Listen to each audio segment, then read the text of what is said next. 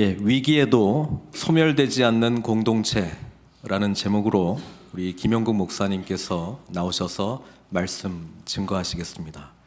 우리 김영국 목사님께서는 우리 작년에도 또 방문해 주시고 또 귀한 말씀 전해 주셨는데요. 올해도 또 저희들이 함께 모시고 또 말씀을 들을 수 있어서 얼마나 기쁘고 반가운지 모르겠습니다. 이제 목사님 나오실 때 우리 환영의 박수로 우리 목사님 맞이하도록 하겠습니다.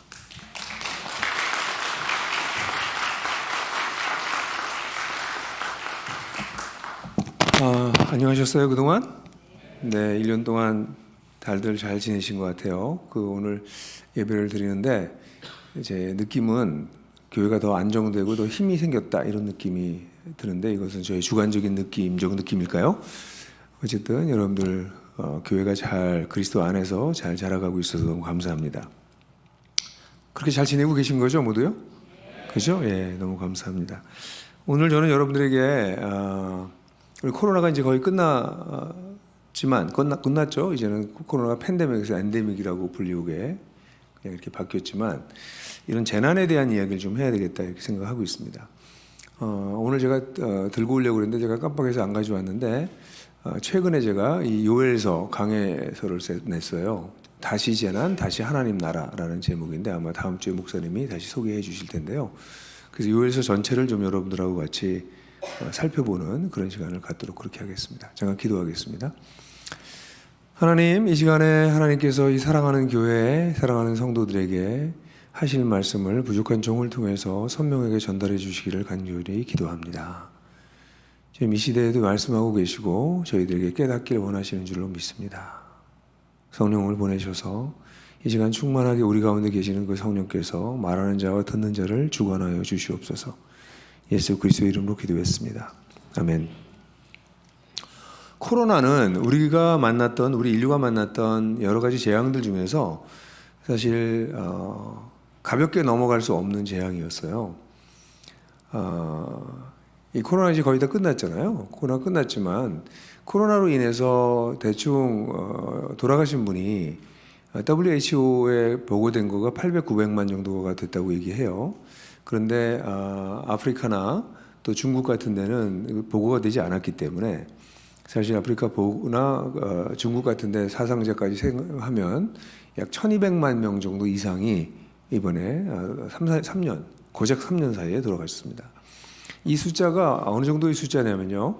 홀로코스트 아시죠? 유대인 홀로코스트? 유대인 홀로코스트 시절에 유대인이 600만 명이 죽었습니다. 그럼 그 2배가 이 짧은 기간 동안 생명을 잃은 것이에요. 그러니까 코로나 홀로코스트라고 말할 정도의 사건이었습니다. 실제로 이런 전염병은 인류 역사에 늘 있어 왔어요. 그런데 이번 코로나가 특별했던 것은 이것이 전 지구적으로 왔다는 것입니다. 코로나가 늘 국지적으로 이 전염병이 국지적으로 있었죠. 근데 이렇게 전체적으로 왔다는 것이에요. 사실 코로나가 왔을 때 뭐 미국은 물론이고 전 세계 정부들이 다 갈팡질팡했습니다. 어떻게 해야 될지 몰랐어요. 이런 일을 처음 당했기 때문에. 그래서 그 혼란 가운데 우리가 살았죠. 그리고 코로나가 끝나고 난 다음에 사실 우리 라이프 스타일도 많이 바뀌었습니다. 사실은 엄청나게 바뀌었어요. 제가 보기에는 이 코로나는 인류 역사의 문명사적 사건으로 보여져요.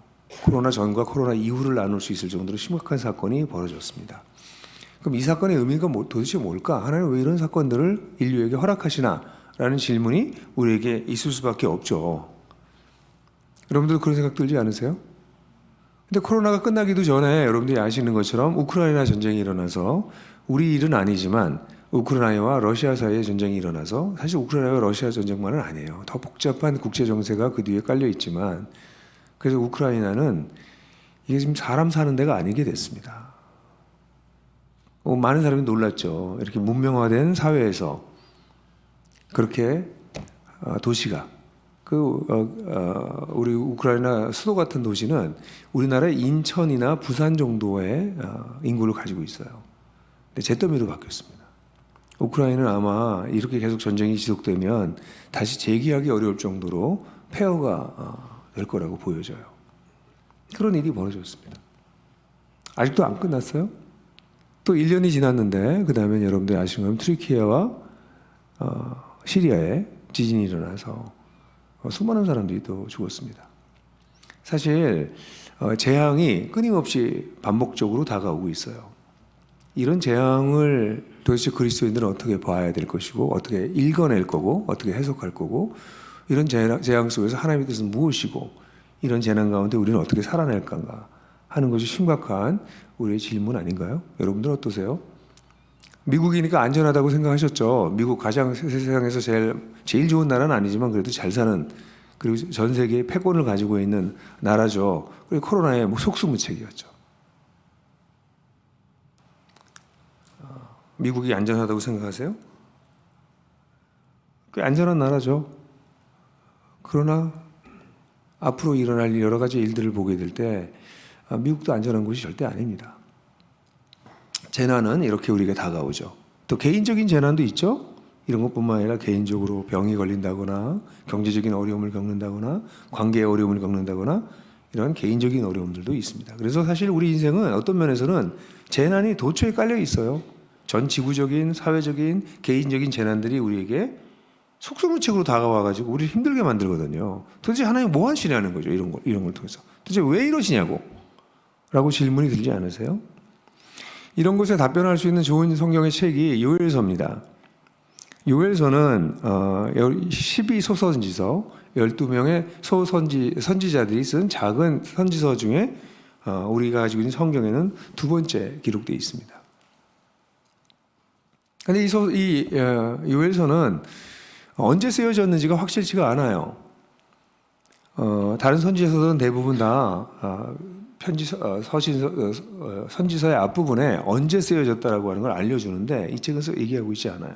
근데 우리가 한 가지 알 수 있는 것은 이 선지서는 여러 학자들이 주전 2세기부터 주전 9세기까지 언제 쓰여졌는지 학자들이 논란이 많지만 저는 거의 확실하게 이 선지서가 주전 남유다가 망하기 직전에 쓰여졌을 걸로 보여져요. 제가 그걸 다 여기서 논증할 수는 없고 그 남유다가 여러분 아시죠? 이스라엘이 둘로 나눠져서 북이스라엘, 남유다로 나눴다가 북이스라엘이 아시리아에게 망하고 남유다가 이제 바빌론한테 망하기 직전 그때 쓰여졌습니다. 근데 그때 어떤 상황이 있었냐면 메뚜기 떼가 엄청난 메뚜기 떼가 이 나라를 덮칩니다. 자그마치 우리 요엘서 1장을 보면 4번이나 이 메뚜기 떼가 왔다고 얘기하고 있어요. 여기 말하면 이렇게 말하고 있습니다. 팥종이가 남긴 것을 메뚜기가 먹고 메뚜기가 남긴 것을 느시 먹고 느시 남긴 것을 황충이 먹었도다. 4번 정도 메뚜기 떼가 공격했다 이렇게 얘기하고 있어요. 제가 이 본문을 이렇게 보면서 이거 딱 띄어나오네요. 이건 놀라운데요. 네. 이거 제가 성경 안 줬는데 네. 누군지 모르지만 대단한 분이 뒤에 계시군요. 네.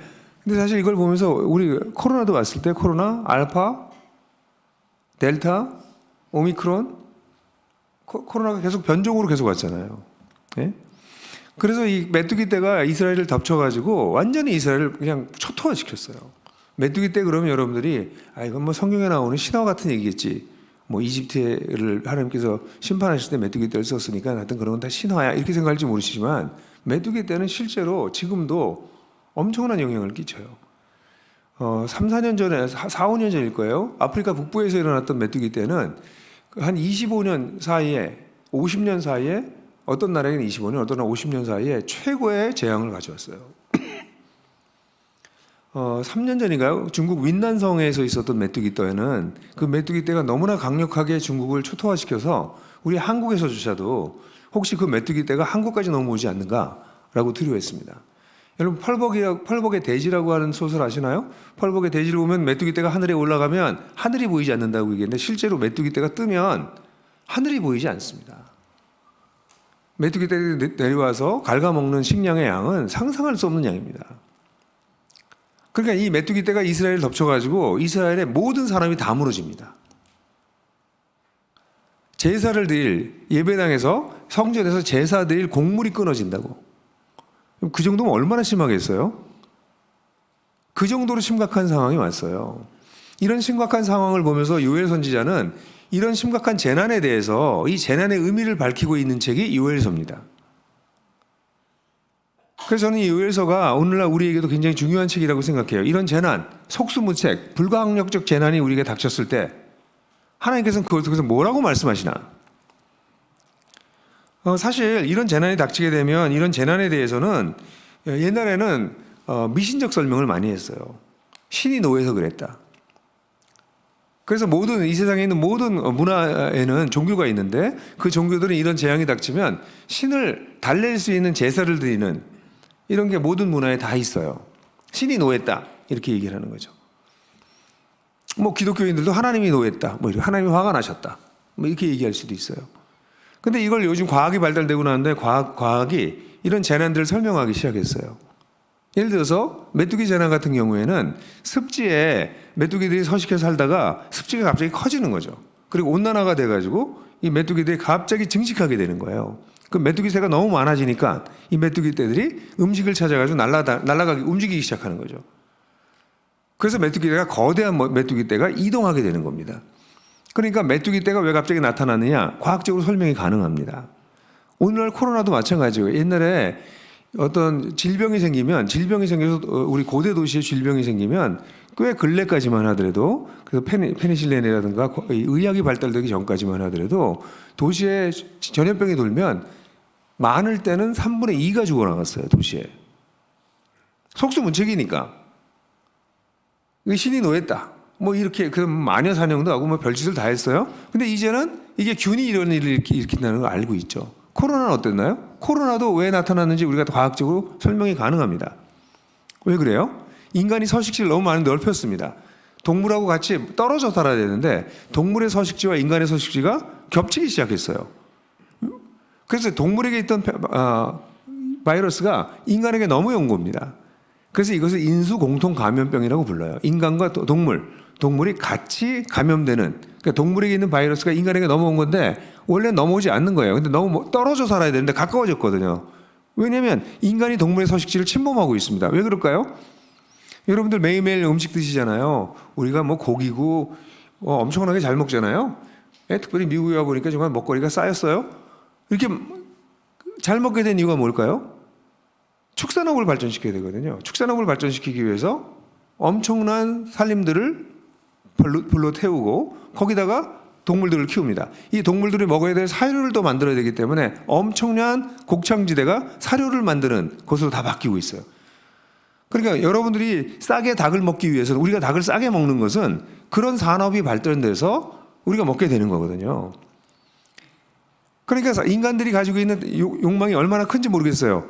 그러니까 그 욕망을 채워주기 위해서는 어떻게 해야 되냐면 계속해서 서식지를 넓혀 나가야 되는 거죠. 근데 특별히 우리가 가지고 있는 이 자본주의라고 하는 시스템은 우리에게 없던 욕망까지 일으키게 만들어요. 여러분들, 우리 연세 드신 분들이 좀 계시니까 얘기가 좀 통할지 모르겠어요. 저도 연세가 든 사람으로 요즘 통해가지고 저도 어느새 60 중반을 향해서 가고 있어서 이게 이럴 수 있는가 하는 깜짝깜짝 놀라는데요. 우리 조금 연식이 되신 분들, 옛날에는요 물건이 해져서 버렸지 쓰다가 새로운 걸 바꾸지 않았습니다. 요즘 여러분들 물건 어떤 거든지 고장 날 때까지, 해질 때까지 쓰는 거 있으세요? 없죠? 핸드폰 2년마다 3년마다 다 바꾸시죠? 어떤 분은 1년마다 바꾸세요. 바꿔야 돼요? 안 바꿔도 돼요. 근데 바꿔야 되게끔 만들어요. 끊임없이. 우리가 살고 있는 이 시스템은 어떤 시스템이냐면 우리가 가지고 있는 욕망을 극대화하라. 당신의 욕망은 정당하다. 그리고 그 욕망은 우리가 채워준다. 네가 돈만 있으면. 그래서 사람은 끊임없이 돈을 벌려고 그래요. 왜냐하면 돈을 벌어서 소비를 해야 내 존재의 의미를 느끼는 거거든요. 그래서 이 자본주의 시스템 속에 딱 들어오면 돈이 신이에요. 돈이 없으면 사람 구실을 못하는 것처럼 느끼게 만듭니다. 그래서 끊임없이 돈을 벌고 그 돈을 번 거 가지고 끊임없이 소비하게 만들어요. 그래야 산업이 돌아가요. 그래서 자본주의는 설 수 없다고 얘기합니다. 자본주의는 한시도 설 수가 없어요. 그래서 계속 돌아갑니다. 이렇게 계속 돌아가는 걸 통해서 어떻게 돼요? 인간의 욕망이 계속 확장되고 있기 때문에 이 욕망을 충족시켜주기 위해서 우리 서식지는 계속 넓어지게 되고 그러면서 동물하고 같이 전염병을 공유하기 시작하고 그래서 이게 생긴 거예요. 피할 수 없는 거죠. 그럼 이 정도로 인수공통감염병에 대해서 과학적으로 설명하면 코로나 같은 게 또 올까요, 안 올까요? 이제 안 올까요? 다시 오죠. 이전에 뭐 왔어요? 사르스 있었죠? 메르스 있었죠? AI 있었죠? 근데 이렇게 광범위하게 오진 않았어요. 근데 이번엔 광범위하게 왔고 치명률도 생각보다 높았어요. 그럼 앞으로 올라오면 어떨까요? 더 센 놈이 올 가능성이 있죠. 아, 그게 안 보이세요? 재난은 또 와요.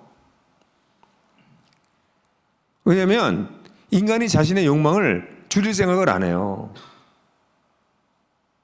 우리 욕망이 너무 커졌어요. 제가 어릴 때는요, 집에서 닭을 삶잖아요. 닭을 한 마리 삶으면 저는 닭다리를 먹을 수 있었어요. 장남이었거든. 그래서 아버지가 닭다리 하나, 그리고 제가 하나, 제 여동생이 둘이 있었는데 걔네들은 지금도 얘기해요. 걔네들은 날개만 먹었다고. 근데 그렇게 닭 한 마리를 가지고 온 가족이 먹었습니다. 그러면 그러고 끝났나요? 그 뼈를 모아서 또 미역국도 끓이고. 닭 한 마리로 우리가 일주일을 먹었어요. 생각나세요? 생각나시죠? 저희 집도 꽤 잘 사는 집이었어요. 그런데도 닭 한 마리 가지고 온 가족이 일주일 먹었거든요. 근데 지금은요. 1인 1닭. 1인 1닭하고 닭 남겨서 버리잖아요. 근데 그게 왜 그렇게 돌아가냐고요. 그러니까 이런 산업이 지금 제가 음식 먹는 것만 얘기했지만 이런 산업이 발달되게 되니까 그 다음에 어떤 일이 벌어지냐면 CO2, 이산화탄소가 엄청나게 배출되기 시작한 거죠. 그래서 지구온도는 계속해서 올라가고 있고요. 지구온도가 올라가니까 이 서식지가 동물의 서식지도 점점 북쪽으로 올라오는 거죠. 그러니까 인간의 서식지는 남쪽으로 들어가면서 넓어지고 동물의 서식지는 북쪽으로 올라오면서 넓어지니까 지금 현재 코로나의 매개체가 박쥐라고 보고 있는데요. 박쥐 종류도 한 가지 아니라 수백 종류예요. 그들 속에 있는 박쥐뿐만이 아니라 어떤 동물을 통해서 매개해서 이 전염병이 우리에게 들어올지는 알 수 없는 정도가 됐어요. 총체적 난국입니다. 그래서 2017년인가 미국의 한 작가는 책을 썼는데요. The Uninhabitable Earth. 사람이 살 수 없는 거주불능의 지구라는 책을 썼어요. 그 다음에 2050년에 거주불능이 될 거라고 얘기했습니다. 2050년 되면 이 지구에 사람이 살 수 없게 된다라고 얘기를 했어요. 그러니까 지금 사실은 전 인류는 파국을 향해서 가고 있어요. 그거 여러분도 아세요? 전 미국에 올 때마다 화가 나거든요. 정말 화나요, 여러분. 미국 사람들이 버리는 쓰레기가 너무 많아요. 세계에서 쓰레기를 제일 많이 버리는 나라예요. 일회용품을 너무 많이 쓰세요. 뭐 교회도 물론 일회용품 다 쓰시고요. 편리를 위해서. 그래서 지금 막 화가 나요, 진짜. 이 사람들 이러면 안 되는데. 지네들 편하다고. 지금 전 세계가 망가지고 있는데, 무너지고 있는데, 다 같이 죽고 있는데. 그래서 지금 끔찍하다고요. 전 그래서 이렇게 패스트푸드나 이런 데 못 가겠어요. 그 가면 쓰레기가 이만큼씩 나오잖아요. 뭐 요만큼 먹고 쓰레기 이만큼씩 나오잖아요. 뭐 여러분들 부끄러워 얘기하면 여러분들 이따가 점심 드실 때 전부 일회용 쓰실 거잖아요. 저희 교회에서는 일회용을 안 쓴 지가 15년도 넘었습니다. 저희 교회는 일회용이 없습니다. 교회 식구들이 피크닉을 갈 때도 그릇을 다 가지고 갑니다. 어쨌든 그러니까 모든 사람이 그렇게 자기의 욕망을 자기 편리를 위해서 생각 안 하는 거예요. 근데 이게 어떻게 되냐면 제 딸이요. 이번에 대학을 졸업해서 제가 미국에 또 졸업식 보려고 오기도 했지만 걔가 1999년생인데 2050년이면 50살입니다. 그러니까 제가 2050년에 사람이 지구에 거주할 수 없는 상황이 된다고 할 때 떠오르는 사람은 제 딸이에요. 나이 50이면 제가 볼 때 인생을 살아보니까 50 정도가 인생의 프라임 타임입니다. 인생 정말 멋지게 살 수 있는 때거든요. 근데 그 50에 지구는 제 딸이, 제 그 사랑하는 딸이. 제가 또 이렇게 설교했더니 우리 아들들이 왜 우린 얘기 안 하냐고 그러더라고요. 근데 어쨌든 우리 아들과 딸들이 2050년 되면 지구가 살 수가 없게 돼요. 우리는 오래 살았으니까. 저는 이제 됐어요. 근데 우리 다음 세대는 어떻게 할 거냐고. 이게 정부가 문제를 해결해 줄까요? 산업이 우리 이 산업이 이 문제를 해결해 줄까요? 뭐 미국에서 전기차 만들면 되나요? 전기차가 그거 뭘로 돌리는데요? 아직도 화석 에너지로 전기 만들고요. 그 전기 배터리는 어떻게 하실 건데요? 지금 배터리 요만한 것도 지금 이 회수해가지고 이거 재생을 못하기 때문에 분리수거 하는데 배터리 자동차 배터리가 얼마나 하는 줄 아세요? 이때만 해요. 그거 어떻게 할 건데요? 사람들은 다 속임수예요. 뭐 환경을 생각하기 위해서 전기차를 쓴다고요? 그 전기차의 배터리 문제 어떻게 할 건데요? 지금 우리 전 세계의 문제는 지금 심각한 문제예요. 하나님 없이 돌아가는 세상은 깨어진 세상이라고 하는 얘기를 우리가 끊임없이 하잖아요. 근데 깨어짐이 이제는 극단적인 데까지 갑니다. 제가 이런 얘기를 하기 시작하면 한도 없어요. 챗 GPT가 나왔잖아요. 이거 심각한 문제예요, 또. 그래서 많은 지식인들이 챗 GPT가 계속 발전되는 것을 막아야 된다. 그래서 법안들을 지금 막 만들어내고 있다고요. 근데 법안으로 막지 못할 거예요. 이게 오픈 기술이기 때문에. 우리 지구가 이런 끔찍한 상황이 우리한테 전개되고 있다는 것이죠. 근데 이런 건 과학적인 설명이에요.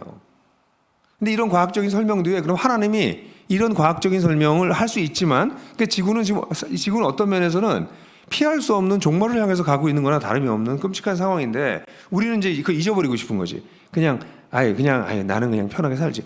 당신은 편하게 사는데 그럼 당신의 아이들은 어떻게 할 거냐고요. 우리가 적어도 우리 애는 사랑하잖아요. 뭐 인류는 사랑 못해도 우리 애는 사랑하잖아요. 근데 우리 애들이 살 수 있는 세상이 없어지는데 어떻게 하실 건데요? 그냥 우리만 살면 돼요? 그게 우리 상황이에요. 여기에 대해서 이만큼 상황이 심각한데 이 요엘서를 보면 이 메뚜기 떼가 이렇게 침범했을 때 요엘서에서 1장을 보면 끊임없이 얘기하는 게 울라, 통곡하라, 애곡하라예요. 왜냐면 그 시대에도 아주 재밌는 표현이 나와요. 포도주를 마시고 취한 자들아 깨어서 너희도 울라 이런 표현이 나와요. 그러니까 이렇게 어려운 상황에도 포도주를 마시고 그냥 편하게 사는 사람들이 있다는 거예요. 그러니까 미국 사람들은 그런 거예요. 한국 사람도 그런 거예요. 코로나 와도 애지간히 버틸만 하거든요. 근데 불쌍한 아프리카 사람들이나 중국 사람들이나 수많은 사람들이 죽어나가죠. 우린 견딜만 해요. 우린 포도주 마셔도 돼요. 이런 상황에서. 근데 뭐라고 얘기냐면 요엘서에 울어라 너희들도. 기득권 계층 재난이 와도 피할 수 있는 사람들 너희들 피할 수 있다고 편하게 생각하지 말고 울어라 이렇게 얘기를 하는 거죠. 그러면서 주님께서 말씀하시는 게 이런 재난은 앞으로 이스라엘이 멸망할 것에 대한 전조다 이렇게 얘기를 합니다. 1장에서 이 재난을 설명하고 난 다음에 2장에서 이 재난보다 더 무서운 재난이 올 거야. 이건 마지막이란다 라고 2장 1절부터 17절에 그 얘기를 해요. 근데 이런 재난이 오지만 너희가 만약 회개하면 하나님께로 돌아오면 내가 이 재난을 너에게 보내지 않을 거야. 하나님은요, 사람을 심판하는 게 목적이 아니세요. 그런데 세상이 하나님을 떠나고 그래서 인간을 사람을 사람대로 대접하지 않고 자기만 생각하고 자기 세대만 생각하고 그렇게 살아가서 세상을 망가뜨릴 때 하나님께서 심판하세요. 그냥 저 하늘에서 이제 이 벼락이 떨어지고 뭐 이런 게 아니고요. 인간이 만들어 놓은 그 메커니즘을 그대로 이용하셔서 심판하세요. 그래서 하나님이 심판하겠다. 그때는 바빌론이 공격하는 정치적인 방법으로 심판하실 것을 예고하세요. 근데 하나님 심판하고 싶지 않으신 거예요. 그래서 제발 돌아와라 너희가. 그래서 2장 18절에서부터 27절까지는 그러면 너희가 돌아오면 내가 이렇게 놀랍게 너희를 회복시킬 거야 라는 약속을 하세요. 참 저는 이걸 읽으면서 가슴이 아팠는데 하나님은 이스라엘이 돌아오지 않을 걸 알고 계세요. 그런데도 회복할 거라고 하는 당신의 이루어지지 못할 꿈을 얘기하세요. 28절까지. 그리고 난 다음에 거기서 한 걸음 더 나가서 여러분들이 잘 아시는 2장 28절부터 32절에는 그때 회복하고 난 다음에 내가 모든 사람에게 나의 영을 부어줄 것이다. 감동인데요. 성경이 계속 탁탁탁 튀어나오네요. 예, 내가 또 내 영을 남종과 여종에 부어주겠다. 그래서 모든 사람이 환상을 보고 꿈을 꾸고 이런 일들이 벌어질 것이다. 이런 얘기를 하시는 거예요. 근데 어떻게 됐나요? 이 요엘서가 굉장히 중요한 건요. 이렇게 하나님께서 놀랍게 이스라엘을 회복시키셔서 이스라엘 통해서 전 세계를 구원하려고 했던 원래 하나님의 계획을 계속 추진하려고 하셨어요. 그래서 이런 메뚜기 떼의 재앙과 같은 마지막 재앙을 통해서 이스라엘이 정신 차리고 회개하길 바랬어요. 근데 이스라엘이 회개했나요? 회개하지 않았어요. 그래서 어떤 일이 벌어졌나요? 실제로 요엘서 2장 1절부터 17절에 나왔던 그 무서운 심판이 이스라엘에 임합니다. 그래서 이스라엘은 나라를 뺏길 뿐 아니라 모든 사람이 포로로, 별 볼 일 없는 사람만 남고 나머지는 다 포로로 바빌론에 끌려갑니다. 끌려가는 동안 거의 반 이상 죽고 일부만, 이미 이스라엘에서 많이 죽었고, 그러니까 끔찍한 재난을 당해요. 하나님이 오랫동안 참으시면서 이스라엘을 회복시키길 기다리고 기다리시다가 수많은 선지자를 보내서 경고하시고, 너희들 돌아와야 된다. 돌아와야 된다. 너희들을 통해서 내가 세상을 회복하려고 했는데 너희들이 세상 사람들과 똑같이 되면 어떡하냐. 돌아와라. 돌아와라. 제발 돌아와라. 그렇게 애걸하다시피 하나님께서 말씀하셨는데 이스라엘 사람들은 돌아오지 않았어요. 그리고 마지막에 하나님은 그들을 심판하십니다. 무섭게 심판하셨습니다. 이게 인간의 실제 역사 속에 나타났어요. 그러면 2장 28절 32절에 나와 있는 모든 사람에게 영을 부어줘서 남녀와 여종이 예언하게 될 거라고 하는 이 얘기는 어떻게 되죠? 이게 여러분들 아시는 것처럼 사도행전 2장에서 베드로가 처음 설교할 때 성령께서 임하셔서 방언을 하고 사람들이 막 이랬을 때 그 사건을 설명하면서 우리가 낫술에 취한 것이 아니다 라고 얘기하면서 인용한 구절이 바로 이 구절이에요. 그러니까 하나님은 옛 이스라엘의 실패를 통해서 옛 이스라엘을 버리시고 예수 메시아를 믿은 새로운 이스라엘을 일으키신 것이죠.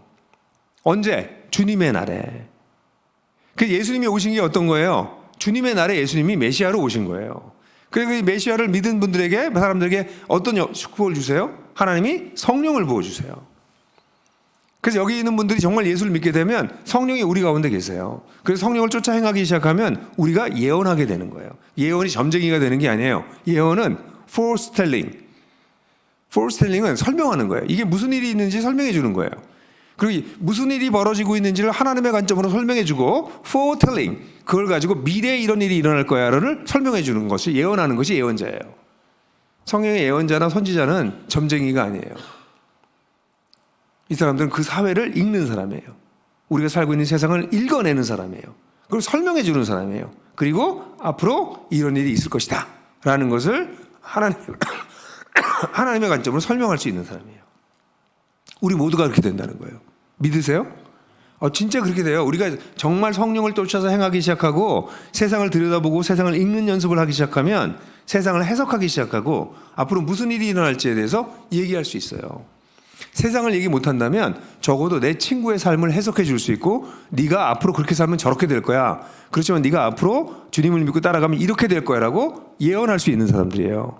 그러니까 점쟁이 예언이 아니라고요. 기독교의 예언은 딱 보고 너는 앞으로 네 아들이 대학을 동쪽으로 보내라. 뭐 이런 거 아니라고요.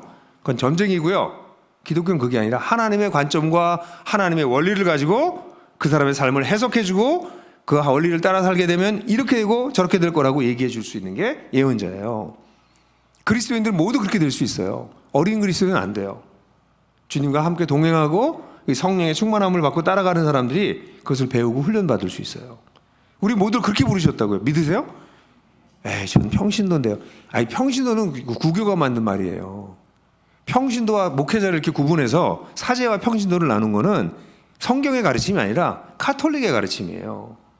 성경에 사제와 평신도라는 말 자체가 없어요. 우리 모두가 제사장이지. 그거 아세요? 목사님만 제사장이, 목사님 그렇게 안 가르치시죠?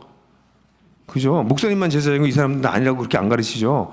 저는 그런 목사들 만나면 그냥 패고 싶어요. 우리 모두가 제사장이거든요. 왜 근데 지네들만 제사장이래? 그러면 성도를 갖다가 이 목사가 없으면 존재할 수 없는 존재로 만들어버리냐고요. 아니에요. 성도들이랑 저랑 다 제사장이에요. 근데 우리 목사가 굉장히 소중한 이유는 여러분들을 제사장인 것을 알려주고 여러분들이 제사장답게 될 수 있도록 역량을 키워주는 게 저희가 하는 일이기 때문에 전 제사장을 키워내는 제사장인 거죠. 저희들은. 굉장히 중요한 사람들이에요. 목사가. 근데 목사가 성도들을 그렇게 하지 않고 자기 혼자 제사장이라면 문제죠. 근데 이 제사장 정도가 아니라 이 본문은 뭐라고 그래요? 전 신자가 예언자가 된다고 가르치고 있는 거예요. 그런 놀라운 일들이 누구한테 벌어졌나요? 우리 그리스도인들에게 벌어졌다고요. 그게 새 이스라엘이 탄생한 거예요. 새 이스라엘이 살아내, 그 사람들이 공동체로 살아내서 모이는 게 뭐예요? 그게 교회예요. 여러분 이거 아십니까? 하나님이요 이스라엘을 통해서 전 세계를 구원하려고 하셨는데 이스라엘이 불순종하니까 이스라엘을 회복시키려고 애를 쓰시다가 결국 마지막 경고를 하시고 그 경고를 듣지 않으니까 하나님께서 무섭게 심판하세요. 역사 속에서 실제로. 그리고 약속하셨던 메시아를 주님의 날에 보내셔서 그 메시아를 믿는 사람들 통해서 새 이스라엘인 우리를 일으키신 거예요. 우리는 뭐 하는 사람들이에요? 옛 이스라엘이 하지 못했던 일을 하는 사람들이라고요. 그리고 우리는 뭐 하는 사람들이에요? 세상에 하나님이 살아계시다는 것을 이야기해주고 하나님을 따라가는 길만이 우리가 멸망하지 않고 살 수 있는 길이라는 것을 알려주고 그걸 누구보다도 먼저 내가 그걸 살아보고 맞아 하나님과 함께 동행하고 사는 게 세상에서 가장 좋은 길이야. 그렇게 해보니까 내 부부관계가 회복되네. 내 아이를 정말 건강하게 잘 키울 수 있네. 내 인생이 의미가 있네. 풍성한 삶, 하나님이 약속하셨던 풍성한 삶이 실제로 나에게 주어지네. 이걸 우리가 경험하고 누리고 난 다음에 사람들한테 그걸 알려주는 역할을 하는 거예요. 그러니까 제사장이지. 제사장이 뭐 하는 사람인데요? 제사장은 하나님의 뜻을 알려주고 하나님 앞에 나와서 하나님께 예배 드릴 수 있도록 도와주는 게 제사장이거든요. 그러니까 여러분들은 우리는 어떤 사람으로 부름을 받았냐면 그냥 교회 와서 이렇게 예배 드리고 목사님이 인도하는 예배 드리고 헌금하고 이 시간에 하고 집에 가서 세상 사람과 똑같이 살라고 부르심을 받은 게 아니에요. 아니 그런 걸 위해서 예수님이 돌아가셨다고요? 신이 인간이 돼서 고작 그렇게 살라고 죽으셨다고요? 고작 여러분들이 죽으면 천국 가게 하려고 세상에서 별 볼 일 없이 세상 사람들하고 똑같이 살다가 그러다가 죽으면 천당 가게 하려고 그래서 이 만유의 주이신 주님께서 오셔서 십자가에서 죽으시고 우리를 그래서 살리셨다고요? 에이 그럴 리가 있겠어요? 예수님이 죽으신 이유는 우리를 죽으면 천당 보내려고 단순히 그 정도가 아니고요. 천당 가요. 천당 가는 것보다 더 중요한 건 살아있는 동안 살아계신 하나님을 우리가 만나고 그 하나님과 동행하고 그 하나님을 경험하고 그 하나님이 주시려고 했던 놀라운 것들을 누리고 진짜 누리고 그러니까 내 인생이 딴 사람의 인생이랑 같을 수 없고 그런 전혀 다른 삶을 살면서 그거를 사람들에게 보여주니까 사람들이 하나님 정말 살아계신지도 모르겠다. 너희들이 믿는 하나님이 진짜 있는지도 모르겠다. 그래서 하나님에 대한 관심을 갖게 되고 그럼 관심을 가진 사람들에게 우리가 하나님을 설명해주고 그래서 하나님을 믿게 되고 그래도 그들도 우리와 같이 전혀 다른 삶을 살기 시작하게 도와주고 그래서 그 사람들이 같이 모여서 혼자 못 사니까 왜? 이 세상에 하나님 없거든요. 세상에 나가보세요. 하나님 어디 있어요? 돈이 판치지. 돈과 권력이 판을 치지 하나님이 안 계신 것처럼 얘기하잖아요. 그런 세상에서 하나님이 주인이라고 고백하고 사는 게 쉬운가요? 어렵죠. 눈에 보이지 않는 하나님이 살아계시고 내 인생의 주인이라고 그 실인즉 이 전 세계의 주인이라고 고백하고 살아가는 것 이거 쉬운 일이 아니거든요. 혼자 못하죠. 그러니까 공동체로 우리가 모이는데 그게 뭐라고요? 새 이스라엘이라고. 그래서 3장을 넘어가면 하나님께서 이렇게 회복하시고 난 다음에 이스라엘을 괴롭혔던 자들을 완전히 심판할 거라는 게 3장 앞부분에 나오고요. 우리가 읽었던 본문은 그 이스라엘을 괴롭혔던 자들을 회복하시는 하나님이 이렇게 이스라엘을 회복할 거다라고 하는 게 우리가 읽었던 본문이에요. 그럼 그 이스라엘은 뭘까요? 이스라엘은 이미 실패했어요. 그럼 3장에 하나님께서 옛날에 이스라엘을 괴롭혔던 나라들은 지금 새 이스라엘을 괴롭히고 있는 존재들이에요. 그러니까 지금도 여러분들이 우리가 크리스찬으로 살기가 어려운 이유가 여러분들을 세상에 거기 보면 사방의 민족들을 심판한다. 거기 민족이라고 하는 나라가 고이라는 단어인데 그건 국가라고 번역을 해요. 근데 국가라는 개념이 고대 사회의 국가는 지금 현대 사회의 국가의 개념도 달라요. 그래서 국가라고 개념해서 그러면 미국을 괴롭혀서 러시아를 하나님이 심판하시구나 이렇게 생각하시면 안 돼요. 성경을 그렇게 읽으시면 안 돼요. 거기 고의라고 하는 건 권력 집단을 얘기를 해요. 그럼 새 이스라엘이 새 이스라엘답게 살아가지 못하도록 하는 권력 집단들을 심판하신다는 거예요. 근데 이 권력 집단이 어떻다고 표현하냐면 이스라엘을 사방에 둘러싸고 있다고 얘기해요. 그러니까 어딜 가도 그놈들이 우리를 포위하고 있는 거예요. 3장 뒷부분에 가면 그들이 시온성을 회짓고 다니지 못하게 할 거다 이렇게 얘기를 해요. 그런데 우리를 에워쌌을 뿐만 아니라 우리를 해집고 다녀요. 우리 속을. 지금 새 이스라엘, 우리 그리스도인들을 그리스도인답게 살지 못하는 게 뭐예요? 자본주의 시스템이에요. 돈이 전부라고 얘기해주는. 그러니까 목사도 성도들도 다 돈해요. 돈이 우상이에요 지금. 우리를 포위했어요. 그 돈 때문에 전전긍긍해요. 돈이 있으면 어깨 힘들어가고요. 돈이 없으면 막 위축해요. 그리스도인들은 그렇게 살면 안 되는 거거든요. 돈과 상관없는 거. 하나님이 어떤 사람은 돈을 많이 주시고요. 어떤 사람은 조금 주세요. 많이 주는 게 좋을까요? 많이 주면 좋겠죠 일단. 그죠? 아니에요. 우린 청직이에요. 그 돈이 내 게 아니라니까. 여러분 3억을 주고 그러니까 뭐 300만 불을 주고 이걸 관리해라. 하나님께서 그러신 거랑 3천만 불을 주고 관리해라. 그럼 어떤 게 더 좋으세요? 3천만 불이라고 생각하시죠? 그러니까 돈을 많이 안 가보셔서 그래요. 이게 관리인이 되면 관리할 돈이 적을수록 좋아요. 내 월급은 똑같아. 아세요? 3천만 불이랑 300만 불이랑 관리하는 게 3천만 불이니까 좀 힘드니까 좀 더 줄 수 있지만 1.5배, 2배 이상 안 된다고요. 그게 하나님의 관점이야. 예? 하나님은 그렇게 자본주의처럼 그렇게 안 하세요. CEO하고 일반 직원하고 지금 미국이 200배 차이 나거든요. 하나님은 그런 하나님이 아니세요. 그러면 3천만 불을 관리하는 거랑 300만 불 관리하는 게 어떤 게 좋을 것 같아요? 저 같으면 저는 그냥 300만 불 하면서 그냥 살겠어요. 3천만 불 그 많은 걸 이거 잘못 관리하면 어떻게 돼요? 배임 횡령이라고. 배임 횡령죄가 얼마나 무서운지 아세요? 사람들이 이거 진짜 하나님 안 믿어요. 진짜 우리가 부자들을 위해서 기도해야 돼. 저는 우리 교회에서 그런 얘기 너무 많이 했어요. 우리 부자를 보면 부러워할 게 아니라 어떡하냐 저 사람들 저 그 많은 걸 저 관리하고 사느라고 정말 힘들겠다. 저러다 삥땅하면 저거 다 걸리는데 저거 어떡하냐 저거. 안 믿지. 하나님이 우리한테 전부 다 맡겼다고 안 믿죠 진짜. 그 내가 얻은 거라고 생각하지. 내 거라고 생각하죠. 착각하지 마세요. 하나님께서 축복하지 않으셨으면 당신들은 그렇게 부자가 될 수 없었어요. 당신들만큼 다 노력해요. 내가 노력해서 그렇게 됐다고요? 딴 사람도 다 노력해요. 근데 운이 기가 막히게 잘 맞아 떨어졌지. 그 세상에 돈으로 세상이 움직이고 있는 세상에 우리가 살고 있는데 그거 심판하신다는 거예요. 자본 권력을 심판하실 거라는 거예요. 이것 때문에 우리가 신앙생활 잘 못한다니까요.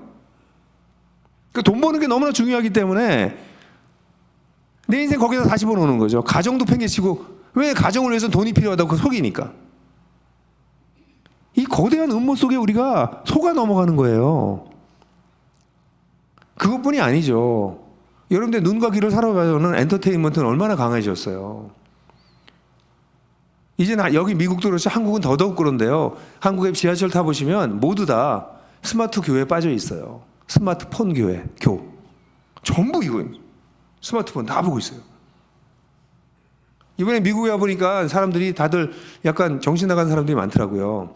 옛날엔 길거리 가다 보면 혼자 막 이렇게 말하고 다니는 사람들 있거든요. 아프신 분들.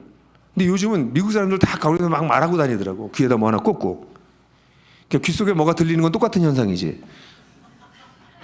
예? 정신을 못 차리는 게 사람들이 잠시도 가만히 있지 못하는 거예요.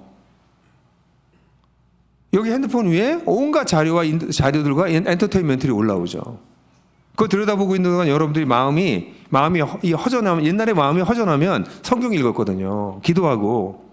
마음이 허전할 틈이 없어요. 지금 보고 있던 미드 끝내야 되고요. 예? 연속곡 지금 예배는 더 1시간 반 드리는 거 힘들다고, 1시간도 아니고 1시간 드리는 거 힘들다고 하는 사람이 연속곡은 그냥 4개, 5개 그냥 앉아서 다 들어요. 마음을 다하여.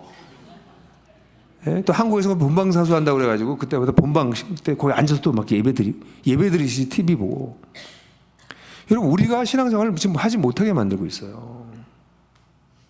그래서 젊은 아이들은 태어날 때부터 디지털 네이티브가 돼서 자연을 쳐다보지도 못해요. 자연을 보는 눈도 가지지 못해요, 지금. 자연에 하나님의 영광이 숨어 있거든요. 그리고 우리 문물의 이기에는, 우리 테크놀로지와 우리의 자본에는 인간의 영광이 빛나요. 태어날 때부터 인간의 영광만 보고 자라도록 아이들이 자라나고 있어요. 얼마나 심각한지 아세요? 애들 보기 쉽다고 그래가지고 그 앞에서 이렇게 태블릿 켜놓고 애들 그거 보게 만드는 거, 그 자기 아이를 망가뜨리는지 모르는 거죠. 거기 우리 완전히 지금 포위되어 있다고요. 하나님이 그놈들을 심판하신다고요. 하나님이 그놈들을 심판한다고. 그리스도인들을 그리스도인들 살게 하지 못했던 자본 권력, 테크놀로지, 이 세상의 지식인들, 이거 심판하신다고요. 그 얘기가 3장 얘기예요. 나라, 러시아, 중국을 심판하신다는 게 아니에요. 미국도 심판받아요. 미국이 정의의 이름과 평화와 자유의 이름으로 저질렀던 온갖 죄에 대해서 하나님께서 심판하실 거예요. 한국도 마찬가지고요. 온갖 권력들, 재벌들 하나님이 심판하세요. 왜냐하면 그 놈들 때문에 우리가 신앙생활하기가 너무 어려워요. 아주 근본을 흔들어 놓고 있어요, 지금. 여러분, 이런 재난이 왜 일어나는 줄 아세요?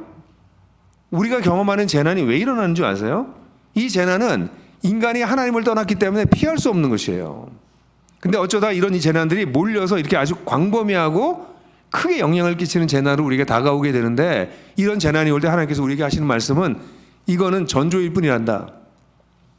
하나님을 떠난 세상을 내가 진짜 심판하고 이제 회복할 날이 있단다.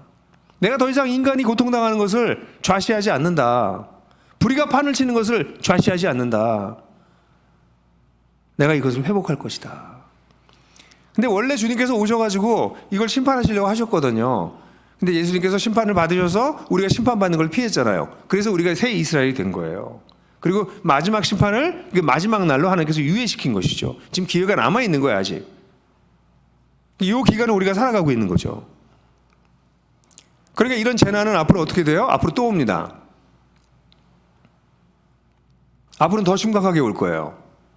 지금 인류사를 이렇게 보게 되면 1900년대 초에 전 세계 대전이 처음 일어났어요. 2번 일어났습니다. 전쟁이 인류 역사에 없었던 적이 없지만 전 세계가 전쟁에 가담했던 해는 올해가 이번에 1900년대가 초였습니다.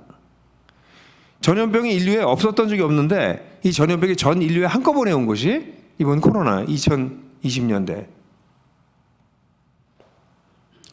우리 전쟁이 일어나고 난 다음에 세계대전이 일어나고 난 다음에 한 100년이 지나고 난 다음에 이런 일이 벌어졌어요.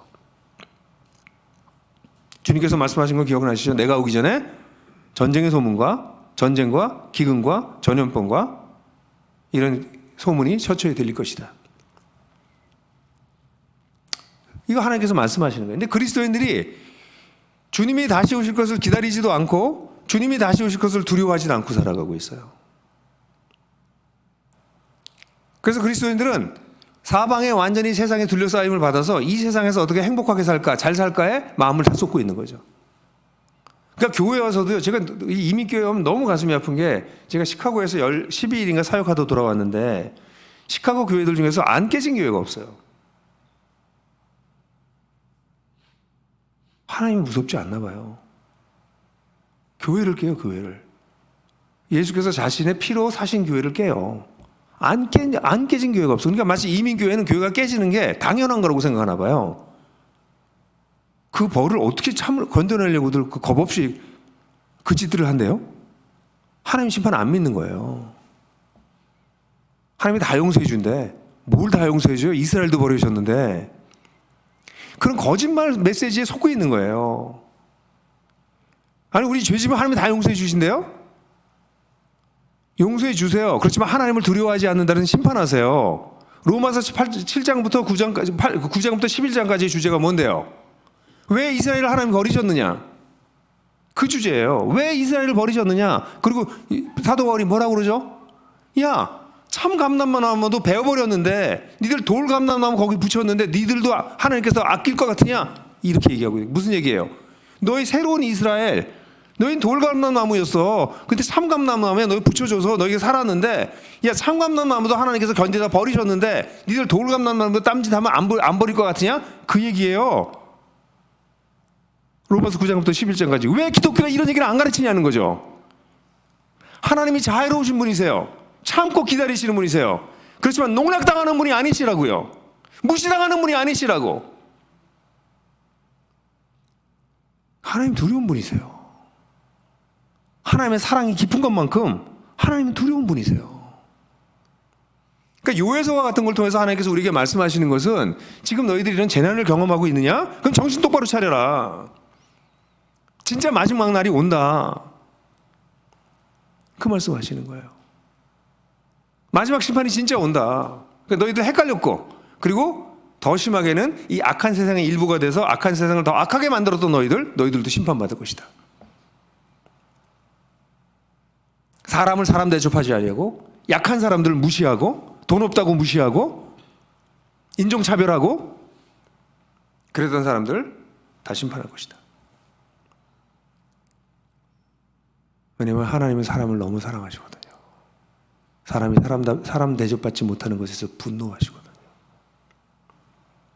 그래서 제가 여러분들한테 말씀드리고 싶은 게 이거예요. 저는 위기가 또 온다고 봐요. 그리고 앞으로 오는 위기는 더 어려울 거예요. 예를 들어서 복합골절 같은 상황이 올 거라고 봐요. 복합골절은 뭐예요? 뼈가 하나가 부러지는 게 아니라 여러 개가 부러지는 거잖아요. 코로나 하나만 오는 게 아니라 코로나에 전 세계적인 경제적인 위기가 같이 왔다고 생각해 보세요. 어떻게 될 것 같아요?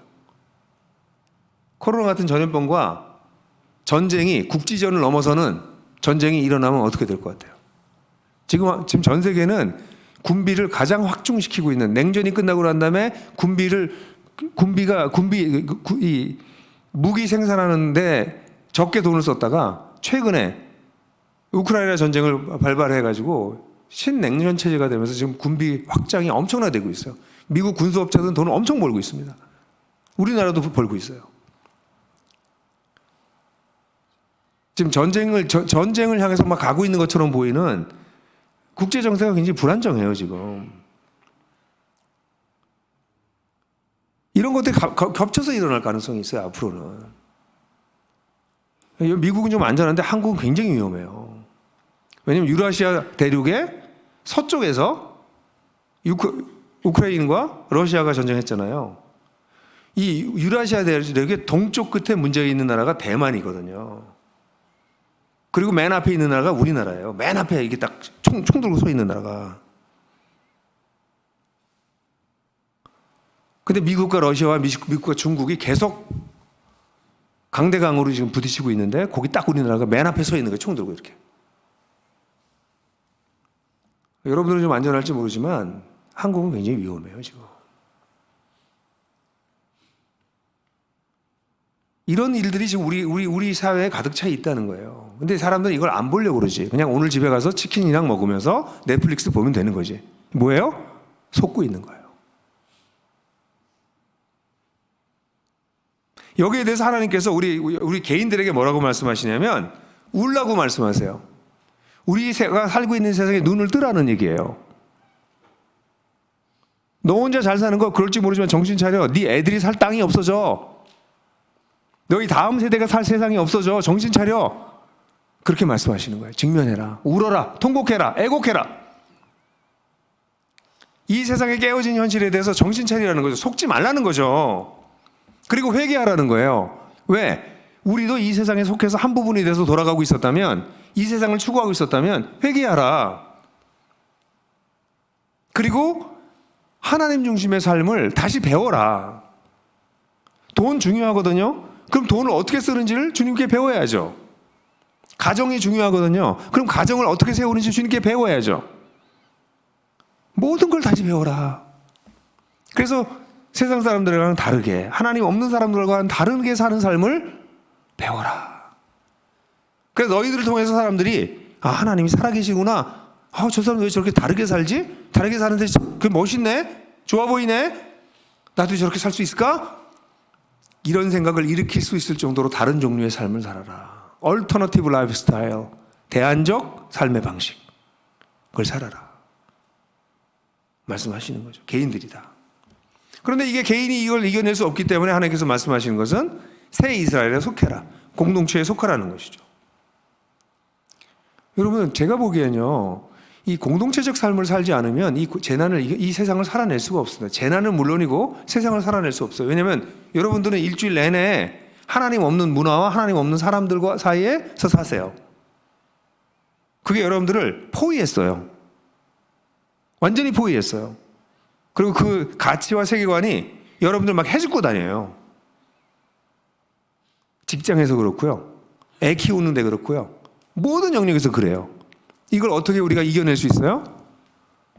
새 이스라엘, 그리스도인 공동체가 형성돼야만 이걸 이겨낼 수 있어요.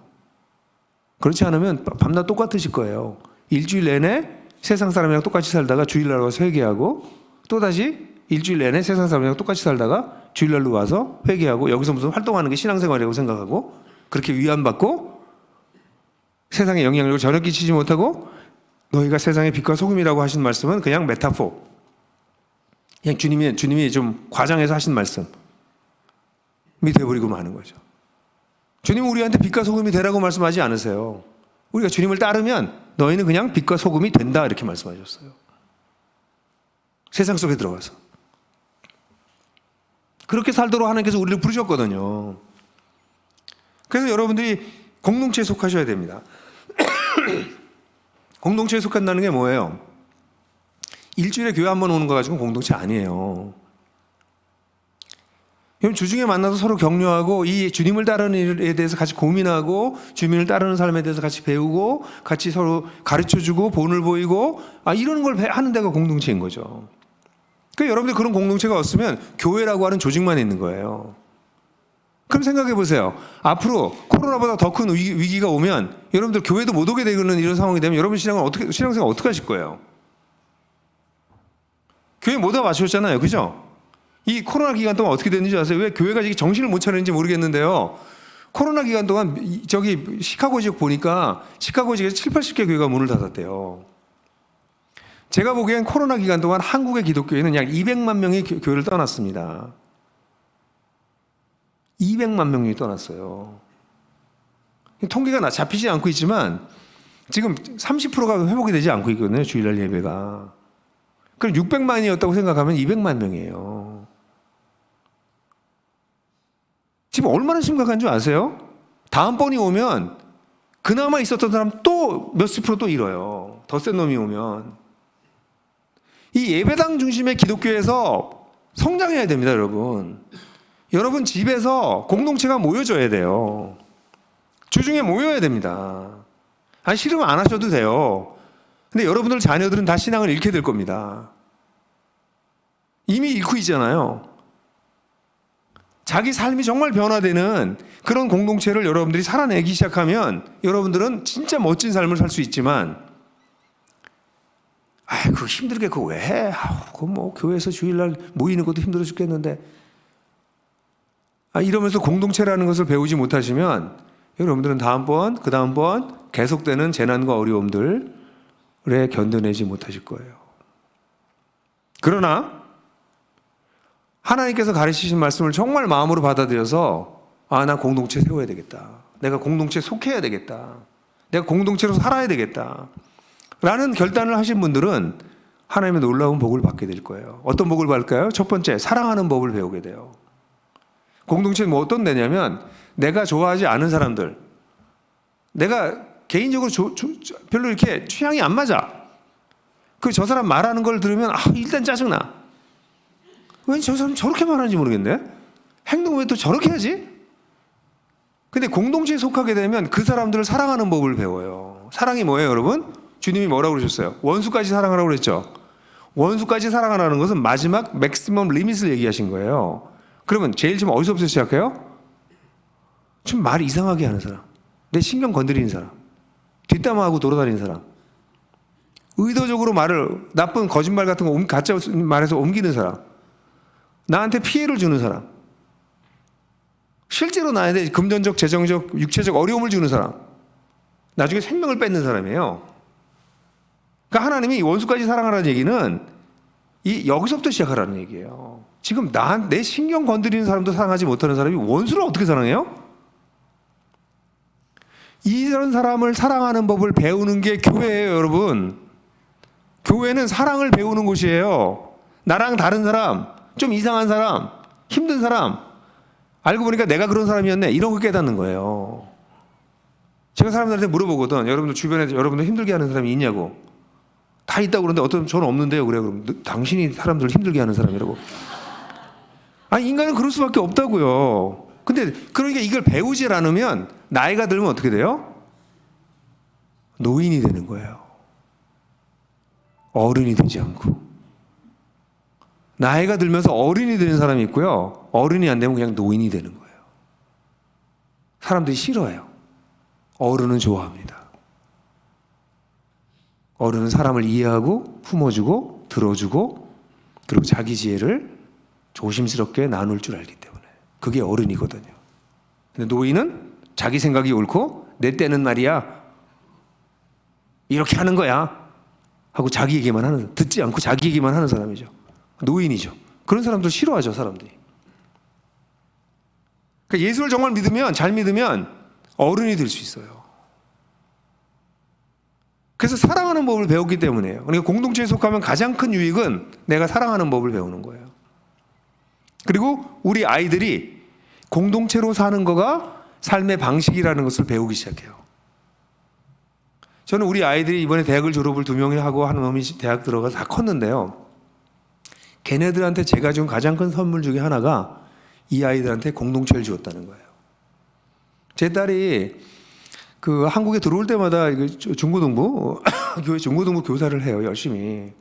야, 너 뭐 그렇게 열심히 하니? 그랬더니 그 딸이 저한테 한 말이 이 말이었어요. 아빠, 나는 우리 집에서도 공동체를 경험하고 자라나면서도 공동체를 경험했잖아요. 근데 우리 교회에 오는 중고등부에 오는 애들은 공동체가 뭔지를 몰라. 걔는 다 혼자 커요. 그러니까 얘네들한테 공동체를 경험해 보게 하고 싶어. 공동체가 뭔지 얼마나 소중한지 알게 하고 싶어. 이런 얘기를 하더라고요. 그러니까 공동체가 얼마나 소중한 거 알게 된 거예요. 근데 여러분들 자녀가 다 혼자 크고 있거든요. 미국의 특별히 인디비주얼리즘이 강한, 개인주의가 강한 사회 속에서 혼자 살아남는 라이프 스타일을 배우고 있거든, 지금. 근데 그게 아니란다. 사람은 같이 살아야 된단다. 더불어 살아야 된단다. 사랑하며 살아야 된다라는 걸 어떻게 얘기해줘요? 보여줘야지 말로 해봤자 안 되는 거죠. 나도 그렇게 살고 있으면서. 그래서 공동체에 들어가게 되면 가장 큰 유익은 사랑을 배우는 것이고, 사랑을 배우는 것을 넘어서서 그 다음에 뭐예요? 그 아이들의, 다음 세대 아이들에게 공동체를 만들어주는 거죠. 더 나아가서 그 공동체 속에서 우리가 뭐 할까요? 우리를 이렇게 살게 하신 예수님을 전하죠. 복음을 전수하죠. 그럼 그 공동체는 어떻게 될까요? 서서히 자라갑니다. 하나님을 몰랐던 사람들이 들어오게 되고, 우리 다음 세대들이 주님을 정말 믿게 되고, 그리고 우리 공동체는 점점 자라게 되는 거죠. 실제로 교회도 진짜 부흥합니다. 지금 우리 늘푸른 선교교회가 이 코로나 상황 속에서 성장하고 있는 이유들 중에 전부는 안 하지만 그 중에 한 부분이 여러분들 가운데서 이금희가 따름이를 돕고 같이 복음을 나누고 설명하고 같이 그렇게 살려고 애를 쓰고 그런 분들이 있으셔서 그래요. 그게 없으면 교회 와서 다들 주님을 따르는 것에 관심이 있는 게 아니라 이 교회 자리를 한번 어떻게 잡아볼까? 내가 권력을 어떻게 좀 써볼까? 어떻게 사람들에게 인정받을까? 거기에 사람들이 마음을 쏟게 되는 거죠. 이미 교회가 망가진 이유가 거기에 있어요. 사랑을 배우지도 않았고 복음을 전수해 주지도 않았고. 근데 여러분들이 그걸 하고 계시잖아요. 근데 저는 여러분들한테 부탁드리고 싶은 게 그거예요. 이 문제를 심각하게 생각한 사람들부터 먼저 공동체를 세워나가세요. 이건 목사님이 교회 시스템 다 바꾸시겠지. 이건 목사님이 어떻게 다 하십니까? 그럼 목사님 오래 못 살아요, 그러면. 오래 사셔야지, 우리 목사님. 그러려면 여러분들 가운데, 근데 뭐 알겠는데, 난 못하겠어요. 그럼 하지 마세요. 그냥 또 다음번 재난이 오시면 그때 허둥대셔야지, 뭐 어떡해. 자기가 선택하는 거예요, 인생은. 하나님께서 말씀하셔도 선택을 안 하면 안 하는 거예요. 이스라엘도 선택하지 않았어요. 지금 오늘날 그리스도인들 선택하지 않아요. 목사님들도 이런 말씀에 귀를 안 기울여요. 힘드니까. 그냥 지금 그대로 스테이터스 코, 그냥 현상 유지하는 걸로 근데 다음번에 또 오면 어떡하시려고 지금? 제가 볼 때 2, 3년 안에 또 올 텐데. 사랑하는 형제자매 여러분, 그래서 여러분들 가운데서 공동체로 살아가는 것을 연습하고 배우고 목사님한테 가르쳐 달라고 그러고 어떻게 하면 공동체로 살 수 있습니까? 저희들 가르쳐 주세요. 이민사회에서 그렇게 살 수 있는 좋은 모델이 있습니까? 한국엔 그런 교회가 있습니까? 있으면 우리는 뭘 배울 수 있습니까? 그 여러분들 가운데서 그렇게 먼저 치고 나가시는 분들이 계셔야 돼요. 다 같이 움직이지 않을 거예요. 제가 오늘 얘기를 들으면서도 어떤 분들은 저 목사님 과장이 심하네 이러고 듣고 계시는 분들이 계실 거예요. 괜찮아요. 이게 과장인지 아니면 이 세상을 제대로 읽은 것인지 성경에서 가르치는 말을 제대로 전한 것인지는 시간이 지나면 여러분 다시 알게 될 거예요. 꼭 기억하세요. 재난은 다시 와요. 더 힘든 놈들이 올 거예요. 인류가 전체적으로 회개하고 개인들이 탐욕을 줄이지 않는다면 인류가 멸망하는 것은 속도가 점점 가속화되지 이게 늘어지지 않아요. 이런 상황 속에서 그리스도인 공동체가 중심을 잡고 여기 흔들리지 않고 어떤 위기가 와도 소멸되지 않고 오히려 살아있는 그리고 사람을 살리는 그런 공동체가 되라고 하나님께서 우리를 부르셨어요. 그런 삶을 여러분들이 추구하시고 사시게 되기를 주님의 이름으로 간곡히 부탁드립니다. 아멘.